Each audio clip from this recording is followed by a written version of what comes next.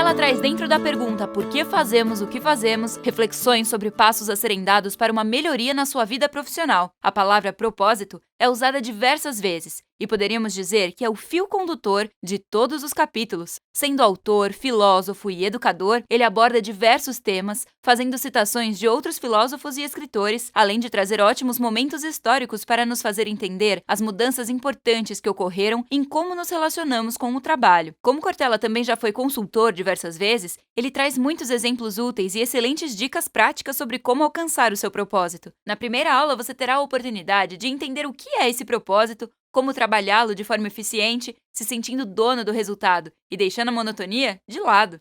Na segunda aula, veremos como o trabalho é capaz de nos moldar, sendo fonte de motivação ou desmotivação. Como fazemos para trazer significado ao nosso dia a dia? Cortella finaliza com algo muito importante, a necessidade do esforço para se chegar onde se quer. Na terceira aula, falaremos da importância dos valores e propósitos para se alcançar um bom caminho profissional, onde entra a ética, como tudo passa a ser possível através das suas escolhas e o uso do tempo. A quarta e última aula será sobre as premissas de lealdade a uma empresa, a necessidade de um desenvolvimento para se envolver com o que se faz, as organizações com propósitos e a parceria entre a empresa e o colaborador.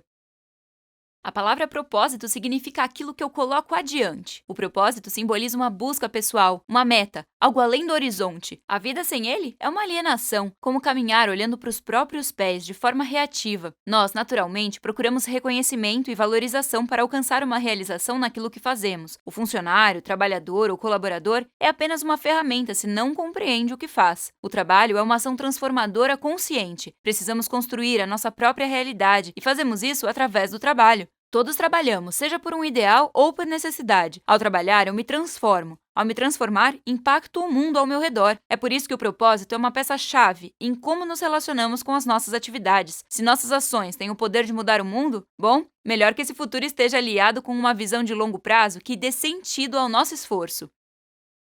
Veja que interessante, há anos atrás, Marx, filósofo alemão, sonhou que teríamos uma tecnologia que nos ajudaria a trabalhar somente 4 horas por dia. Ele chamou isso de racionalidade tecnológica, que é partilhar tarefas distribuindo funções e carga de trabalho entre indivíduos para economizar tempo coletivo. Temos isso hoje de sobra, certo?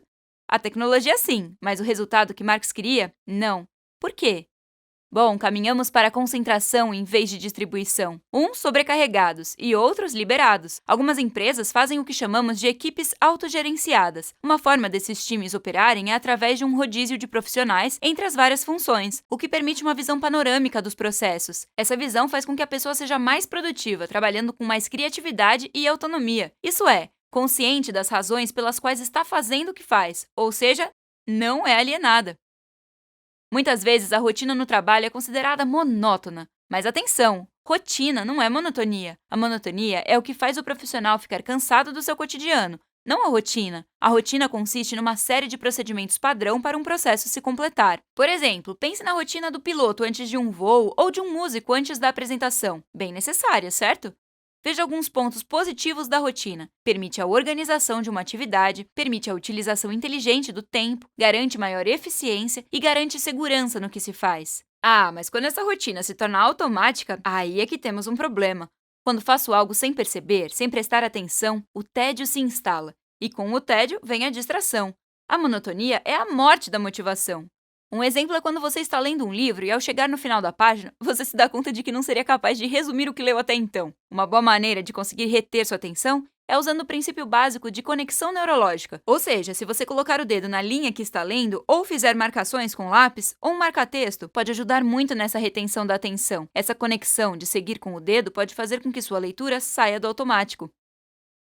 A palavra alienação é cortada do nosso vocabulário se queremos ter uma postura autoral em relação às coisas que fazemos. O reconhecimento vai além do tapinha nas costas ou da participação nos lucros ou resultados. Se sou autoral, não sou descartável. Tenho um propósito maior. Me experimento naquilo que faço e tenho reconhecimento. Por exemplo, o padeiro tem um sentimento autoral ao ver o pão quando sai do forno, o pipoqueiro, o jardineiro e assim por diante. O fato deles literalmente colocarem a mão na massa faz com que tenham o reconhecimento da autoria do seu trabalho. Algumas empresas usam o espírito de dono com essa mesma intenção. Quando se tem um propósito, não se fica alienado. A ideia é fazer parte, se sentir parte, pois uma empresa inteligente é aquela que tem colaboradores que entendem a razão de ser do seu trabalho.